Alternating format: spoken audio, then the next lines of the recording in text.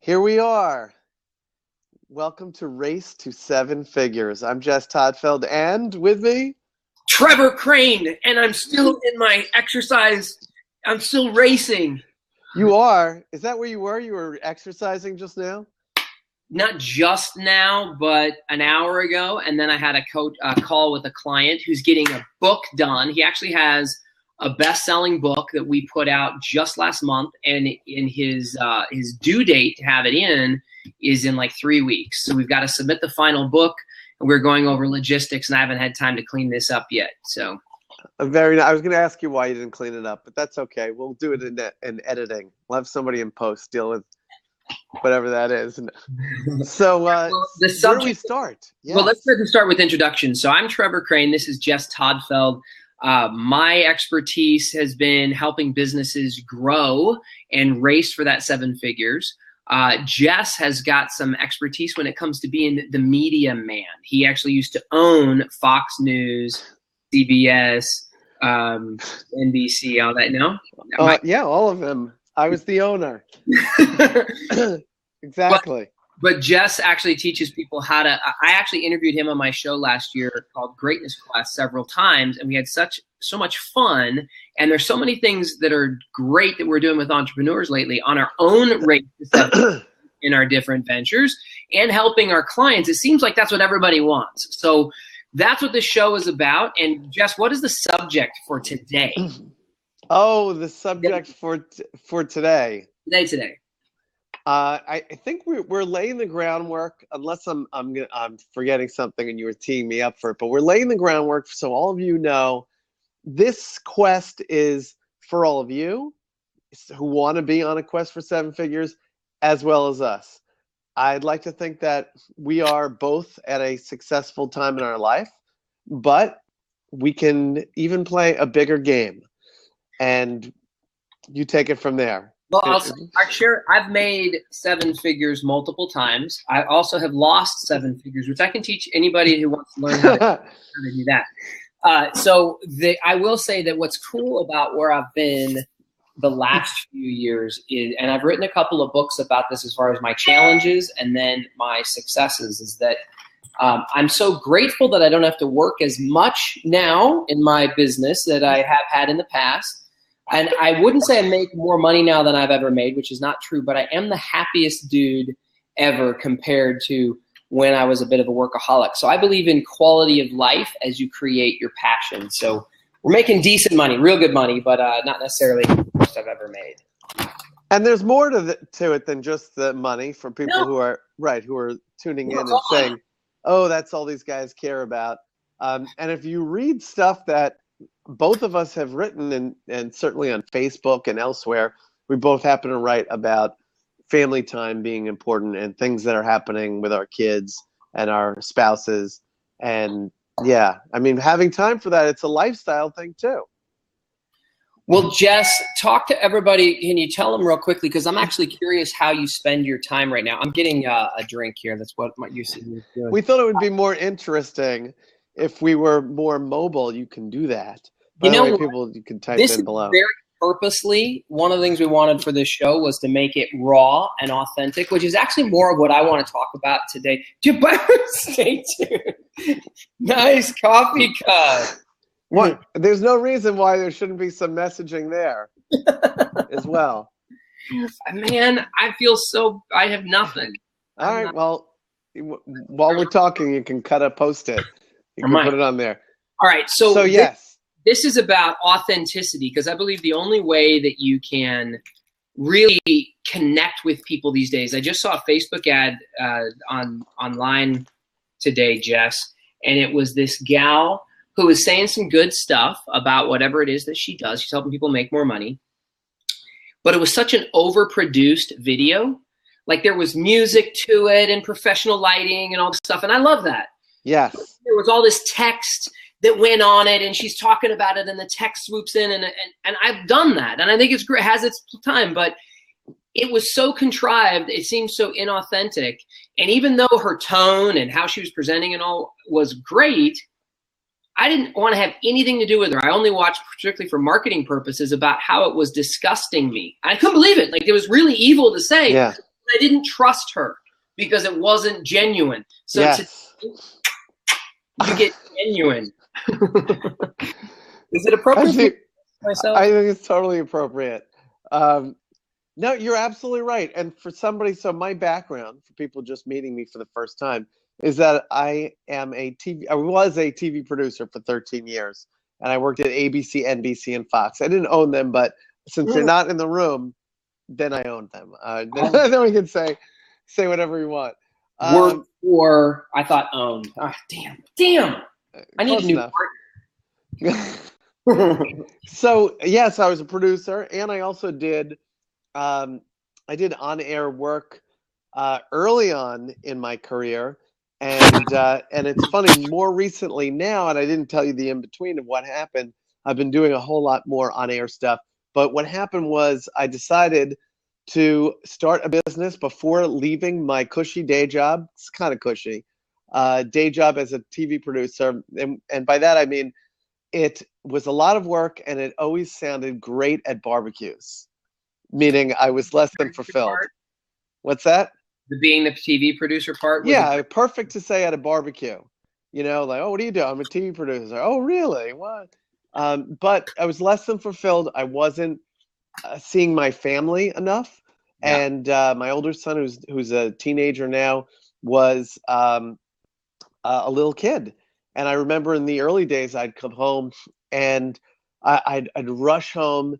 And I'd say, is he up? Is he up? He fell asleep early. There was about a 30-minute window for me to see him. Oh, he was wiped out. He fell asleep. Oh, didn't get to see him or play with him.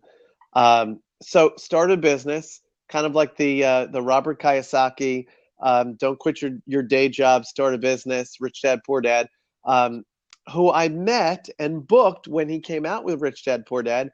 Read a whole bunch more books in the series, devoured them, as well as other authors that I consider my mentors. You booked him to have on the show? I booked him to have on the show. One of the places that I worked, I said ABC, NBC, and Fox. I booked him on Fox and Friends. And then when I was getting ready, when my business was taking off, I was getting ready to leave. I ended up starting a training business, by the way. Didn't mention that. Training business, which was and continues to be media training, teaching people how to interact with the media, nowadays be the media, and also presentation training, public speaking for business people. So on one of my last days at Fox News, he was booked on the Neil Cavuto show. I can't remember if I had something to do with that or if I handed off the contact or something like that. But I went into the green room and I said to him, hey, Robert, great to see you. I just wanted to tell you, you're the reason why today is my last day. And he was, for a second, he was thinking, did I get this guy fired? And I was like, no, I read your book and I followed what I should do. I started a business. I didn't quit my day job. It's really taken off, and this is my last day. And he said, hey, let's take a picture. Get over here. And actually, if you look on the bio page of on one of my websites, if you Google me, you'll see there's a picture, as well as a few other people, of me and Robert Kiyosaki. So he was happy about that. But started training business, media training, presentation training. I give speeches, and set a Guinness record promoting one of my past books, which is for being interviewed the most times in 24 hours, which was 112 different radio stations in a 24-hour period. So I keep busy, is what I'm saying. And or at least that day. So that was pretty cool. And actually, somewhere. How did that work for your marketing, brother? Like when you did that? So that's we're kind of you're going over a couple of nuggets here that are pretty amazing. But let's talk about that one, because a lot of people want to get seen on media. I got featured on a blog just recently. Hold on, I can't see the bottom of your coffee cup. I featured on a blog. I was interviewed on a podcast, and then we did this contribution thing over the holidays, and we were featured in a local media in the paper. So that's 3 things recently where I appeared in the media, because that's being interviewed and whatnot, and I thought it was great. But not 100 in a day, or over 100. So when you did that, how did that? I mean, do you feel like I'm sure you could have leveraged it better. You know, I have no doubt. But I mean, was that effective in your marketing and your exposure? And would you recommend that style to when you launch something? Because I just launched 3 new books. Yeah. Do a campaign like that and just try to be interviewed and go for it. Or what would you recommend to me? Just talk to me here, because just to you. Yes. Just telling idiots that are paying attention right now. Did I say that? No. I mean, don't. But just help me. What we're going to do on the show is talk about what's working, what's worked for us. Yeah. Where we have failed miserably, because that might be part of this story here.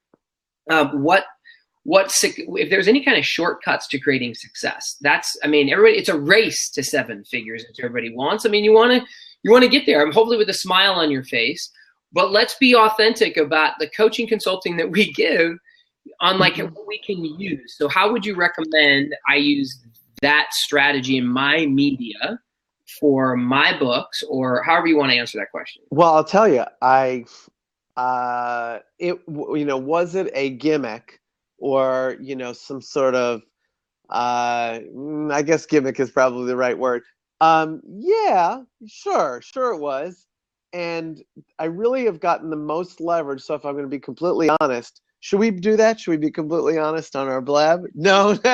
You need to lie a little bit. So just lie a little bit. Yeah, no, we're not going to lie. We'll both of us are fine with revealing stuff, but I've gotten the most leverage over the years, just the fact that it's in my bio, the fact that it's now every introduction for me, the fact that yes, and for when someone's looking for somebody for media consulting, or for me, excuse me, to train a CEO, then they see that, and they're not going to really see that on other people's bios. So that, combined with a few other important things for them to check off, they say, okay, I think we'll move forward. It's one of the things. So having a book, for example, is one of the best things you can do for establishing credibility, authority, and trust. So authority and credibility happen almost simultaneously if your book is not a loser. Like, this is a book from a new friend and doctor that I know. He's got 2 PhDs actually, and just him sending me his book. Yeah. I see, if I read nothing else, the dude is credible. Okay. And he's got authority on the subject matter, which is vision, a handbook for global entrepreneurs. If I can do it, you can do it. He immediately, whether or not I trust him, it depends on whether or not he can dot his I, cross his T's in here. But this is one of the best marketing tools you can possibly have. And it's one of the reasons why I have focused so much on helping entrepreneurs get books for their businesses. And that's one of my main focuses right now. But that sounds like what helped you most with that media gimmick was that was another one of those credibility pieces that just came in. Is that right? Yes. So, but here's the part I'm going to reveal, which is, so we did 112 stations. I had a co-author for that book. It was about presentations. It was my old business partner. And we were trying to show that you essentially can give the same interview over and over. They were all different markets. I didn't really learn what I call the speak to close pieces now that I teach, which right. is what do you say to really drive more business? We really what you would do to improve instead yes. of showing up and presenting, you would speak to close. Yes. So yes, we want to give away plenty of strategies or answer their questions. And we had a few important messages that we were giving that had to do with public speaking or business speaking, but it was supporting the audience and the show, which is great. But there's a third group, you. So we needed to support ourselves. And we knew we were after the record. We kind of didn't, I don't think we realized this part quite so much.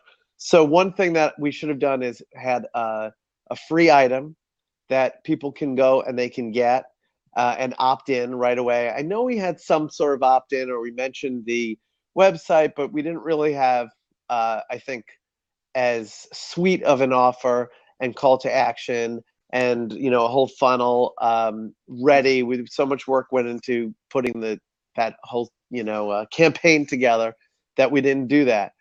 But you get smarter, and it's funny that you bring up the whole book thing. So while I have a few books under my belt with that past business partner, I need to put out books now that have just my name on it.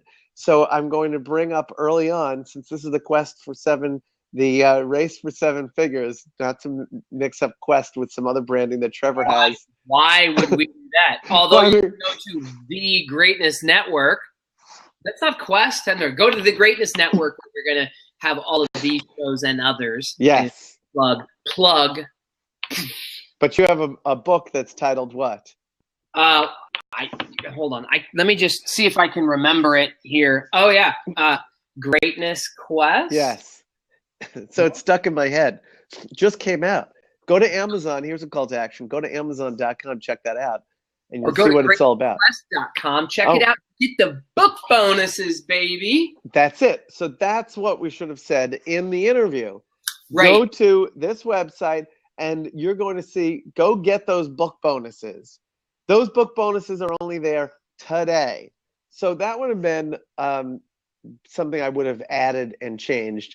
And so back to something that is a breakdown, something that I have to work on that I'm saying publicly here, so that I'll work on it, which is so I need to push out a whole bunch of new books with just my name on it. Yeah. So I linked up with one of your strategic partners, Rory, who is going to call me a little bit later today. Yeah. And I have been completely, a year ago, he basically said, Jess, I will help you. You half mentioned you have this book that's just sitting there. It was like stalled at 98%. He said, let's get it out. I will help you get it out. And the two of you together have done a number of bestseller campaigns for yourself, but for clients also. And he said, let's do something. So I said, okay. So we had a back and forth, and it's basically a year, and I have not pushed it over the edge. All the reasons I could tell you are excuses. They're good excuses, I like to think, that there's some really great ones. But we're both busy. Granted, we're doing this right now. I could be writing. But whenever I'm writing, I could be selling. I'm doing this because that means I could be back on my computer and talking to prospects and clients and doing those things. All something that when we look back at this episode in the future, we'll say, look how that was so solved. Jess, you said it out loud. Well, and when I asked you about the media, your that campaign that you went for, world record, right? The world record, the Guinness drinking, book. You're not just a world record holder and eating hot dogs or something. You're a world record holder in an area that is very appropriate for you to target your client. That if you add your book with this criteria and that criteria, you end up becoming the obvious choice for your client. Where you missed the mark was on creating a funnel when you're getting that media attention up at the top, that you start bringing people into your workplace, into your business. And then down here are the sales and stuff that the leads that you can get, and the sales that you can make, so that you could have monetized it better. And we could all do that. Like, I've got campaigns right now that are working really well and ones that need to work better. So I don't care whether you made when the Chicken Soup of the Soul guys came out with their book, they were like, oh, let's do 100,000.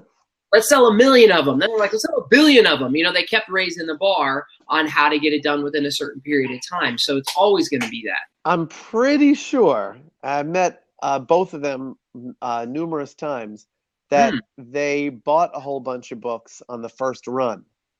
A lot of these big authors did that. One thing I didn't mention is that is actually something that we did with the book that came out around the time of the Guinness thing. And then we had a consultant who helped us, and it hit some big bestseller lists. But, once you do that, you need to have the funnel that Trevor just said, and we didn't really, it was just so exhausting that we didn't really have that. Well, let me ready to go. More things. Since we're talking about books, here's the nice thing. So we've covered authenticity. just being, I think that that's the core of our broadcast right now, and the core of what we're going to do on our show, and how important it is for you to just do that and be yourself, because you can get that out there in the media. And I think too polished and too perfect and too over produced, like I just said, is a pain in the ass. People don't trust it anymore. Right. The other thing is making sure you have a funnel, a place for them to go. It's a machine that takes them into you capture the lead, you start to give them more value. For those people who follow us here, we're going to give you as much value as we can. We have now become the media, but we're going to be directing you at our websites and at our other channels we can keep giving to you, because our goal with our marketing is to become omnipresent, where you're everywhere all the time. And then if you're to do that, there's got to be a path. So real quickly, we just mentioned books. This is my daughter's first book, and her passion are kitties. So she got all excited about her first book, telling me she wanted to be about these Ninja kitties. And I am now helping. I didn't just help my daughter with this. I teach that there should be a funnel behind your book, that there's a way to, if somebody enjoys your stuff, give them another opportunity to get more from you. So I had to get creative about this with my daughter, because she's 8 and she wrote this book when she was 7, and she. But he kept her home for a year to work on the funnel. Yes. Yeah. Get back in there. So we have 2 funnels with this book, and the reason I'm sharing this is I'm bragging, and I'm sharing. There's always a way to give more and give people another opportunity to get more stuff from you. And even if you want to write a kid's book, you can find a way to build a funnel. So one of the websites is right on front. It's called Super Kids Books. And on the back of this cover, instead of it just telling, it's a picture of us as a daddy and daughter, and it tells a little bit about the Ninja Kitties, but then it says that the book was written by a 7-year-old girl, which is a good hook, right? Good hook. Mm-hmm. And then it says, do you have a super kid, or is there a super kid inside of you? You can publish your own kids book. So for any kid that's reading this, there's now wow, you can publish your own kids book. And then we have free, go to superkidsbooks.com to go ahead and check it out. The other thing we did is we gave away a free kids books membership. So if anybody goes to superkidsbookclub.com, it's right on the page. They'll also enter our funnel, and then they get all these free books. So we're not selling anything. We're just trying to give value of helping kids either become kids book authors or give away all these free books. And then my daughter's second book is all around kitty wars. She said, "Daddy," this is my daughter. She said, "I don't want to draw the pictures. Can't I just become a Ninja Kitty?" So she actually drew the first picture for the book. And I didn't say this, Jess. Have you seen their book before?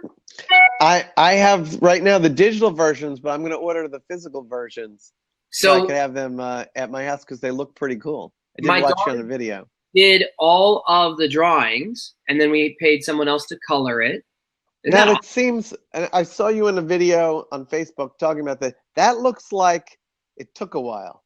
Did it? Because he runs a business separate from doing this experiment with his daughter. So did it take a while?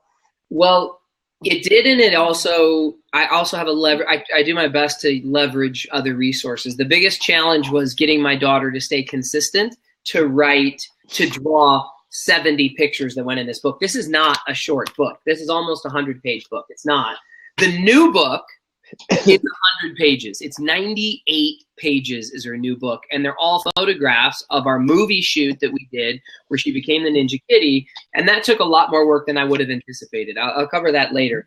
But what is also cool about this, if anybody went to 3ninjakitties.com, we have a funnel that leads people in to get more of her books, get more of her products, things that we sell. So I'm building a 6-figure business behind my daughter's, my 8-year-old daughter's book, and now she's actually a 3-time #1 best-selling author, and she's 8.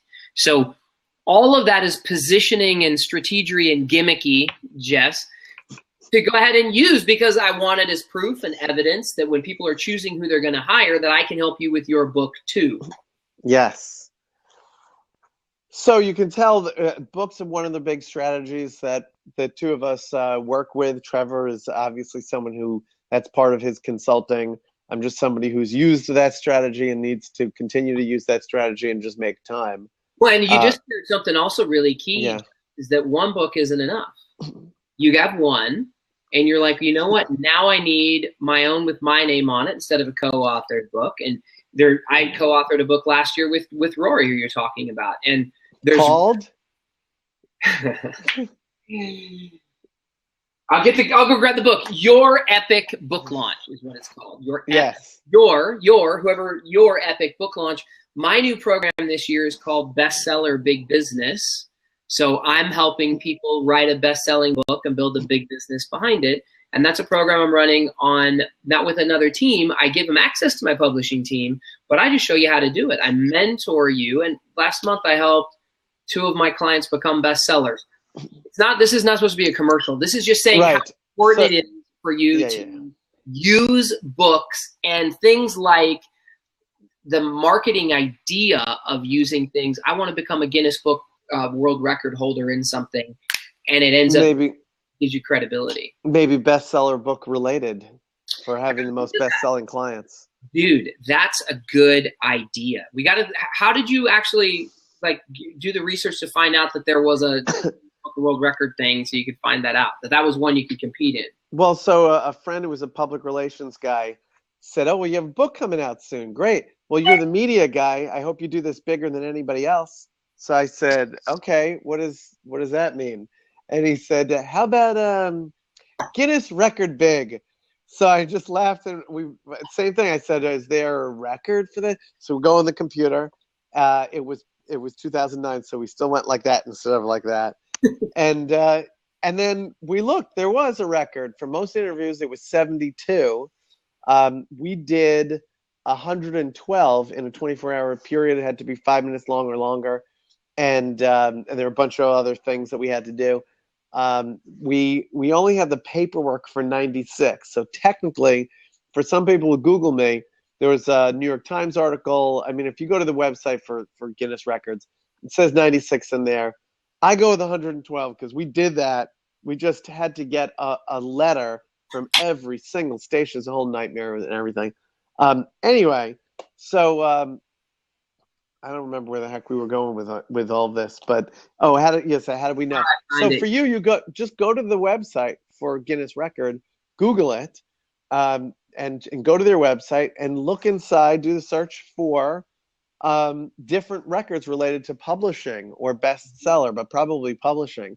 Mm-hmm. And then if it's not there, then you call them up and they tell you what the protocol is, and you'll do that. Do I think everybody needs this? Not necessarily. I think really it goes back to you still need to sell stuff. You still need to, if you want to make more money, you have to sell more things or make more offers. And it's funny, I was reading something today where somebody was cranky about, prospects that don't go with them. I think it was on Facebook. And I was thinking to myself, wow, I really haven't been cranky about that in a long, long time, because if you have more sales conversations going and you have more proposals out, for me, they're proposals. I'll talk to somebody and say, oh, I'll tell you what, I'll write something up and here's some options of how we can work together. If you can just make more offers and have more irons in the fire, some of them are going to work out and some of them are not going to work out. And you know what? If you have more offers out there than you ever did, you're going to have more business.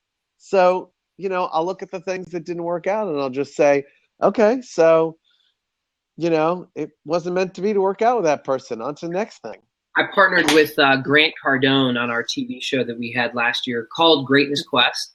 And all year, I did a weekly episode where I interviewed an extraordinary entrepreneur. Jess was on my show twice. And I think you're the only person I had on my show more than once, actually. Really? Well, we had fun. It was. It led to this. It did. So what Grant talks about is that massive action part of how you 10x everything. And he talked about making more offers than anybody else. I mean, and then he just was whether it was in real estate or you name it, he was just out there hitting it, making bunches of offers. So yeah, we're going to try to be living what we say here and be practicing what we preach. Also, in future episodes, your sound, I lost your sound. Take out the headset. About now. I can hear you now. It's not as good a sound when you're on the headset, but I lost it there for a sec. And how about now? You're good. You're back. Right, we're back. It was because I bumped it. Apparently, I'll write that down in the list of things. Don't bump headset. So, yeah, we're practicing what we preach. After this episode, we want to invite people who are tuning in to talk and be a part on the bottom. And when we did our first episode, we had a few people who were chiming in. It was really exciting. And then we're going to book certain people that we want to engage in this conversation who are doing it big and doing it right. So it's something for everyone to look forward to. We're going to have guests and things. And so, Jess, have we decided when we're doing our regular weekly, and we're going to do this multiple times, I mean, at least once a week is our commitment. But have we decided about the consistent time we're going to do it? Is it going to be Monday at 3? Do we have anything yet? I guess we're deciding it out loud here. I'm curious what people think is the best day for an audience to tune in. Monday at probably at, well, I don't know, probably Tuesday or Wednesday night. I feel like there's the whole thing with webinars. I know it's no answer. We'll see what the audience also says that they like. Something like Tuesday and Thursday are great days for webinars, and then people do it at 7 p.m. And I don't know. You know, it always has to do with my schedule, which is, me tuning into other people's stuff, which is different every single week.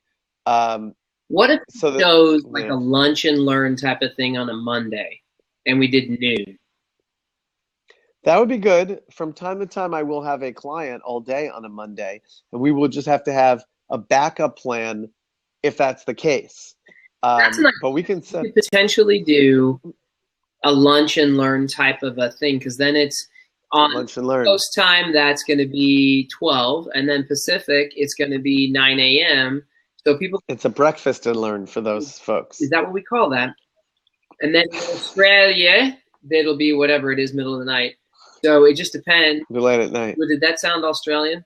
No. I was about to do my version, but all we're gonna do is upset all the Australian people and be like, those guys. All right, brother. Well, let's go ahead and tie this one. I think we've had a great episode. We are just in the first couple of weeks of putting this together. We're still figuring out some of the logistics, but we want you, people watching this. We want you to be a part of the conversation. If you are on the race for 7 figures, also, we want you to type to us. You can follow this at MediaJess or at Join Trevor, either on Twitter or on Blab or both or all of it. See a call to action. Make sure that you do that so you know we're talking, and then we can include you. All right, guys. So we'll see you next time, and we're going to do a lot of these on the cuff. We're just going to we tried to do one earlier today where I was in my phone driving around, and apparently the reception was so poor it wouldn't work. So yes, figure out we're figuring. Want to be mobile, man? Why can't we? You know, I'm mobile today. So it's working. Although you were completely on, the whole cellular setup. Mm-hmm. Hold on, that's why I put my coat on, because earlier today it was kind of nice out. You're seeing a little bit here, but look how blue. Let's see, is it still blue? Well, now it's kind of turning white. I mean, I see. There we go. I see a little bit of blue. It looks more gray. The blue skies. Yeah. Yeah, it looks a little gray. Let's turn maybe this way. There you go. Better. That looks a little bit better. Yeah. So I was thinking, we'll come outside. We'll, I'll walk around. I did a Periscope not too long ago where I grabbed my bicycle and I rode close by to a preserve that we have in my neighborhood or near my house, and it was kind of fun. But anyway, we're going to keep it interesting, whether we're in our car or we're in front of our computer, but we definitely want to include everybody tuning in. Okay, I'm just putting in the domain here. Thegreatnessnetwork.com is where you're going to be able to get all of our archive shows. And we will see you here live at least once a week here on Blab. And guys, go out and enjoy your race to 7 figures, and come back here to find out how we can help you get there faster. And hold on. And Paul.